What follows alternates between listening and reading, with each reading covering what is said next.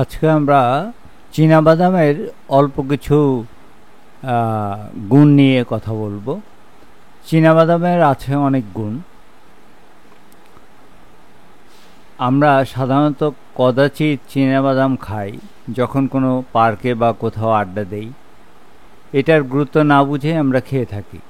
যদি আমরা জেনে নিয়মিত চীনাবাদাম খাই তাহলে এটা থেকে আমরা অনেক উপকার পেতে পারি। অবশ্যই এটা নিয়মিত প্রতিদিন খেলেই উপকারিতা নিজেরাই বুঝতে পারবো। তাহলে আসুন আমরা অল্প কয়েকটি উপকার জেনে নেই। চীনাবাদামের অনেক গুণের মধ্যে আমরা আজকে কিছু গুণের কথা বলবো। চীনাবাদামে আছে প্রচুর পরিমাণে অ্যান্টিঅক্সিডেন্ট যা ত্বকের উজ্জ্বলতা বাড়ায়।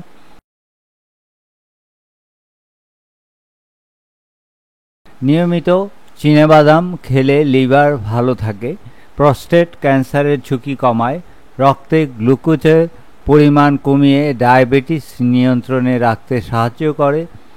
নিয়মিত প্রতিদিন 50 গ্রাম চীনাবাদাম খান, কিছুদিনের মধ্যেই উপকার বুঝতে পারবেন। আশা করছি আমরা এখন থেকেই নিয়মিত প্রতিদিন চীনাবাদাম খাওয়ার চর্চা করব এবং চীনাবাদাম খাবো।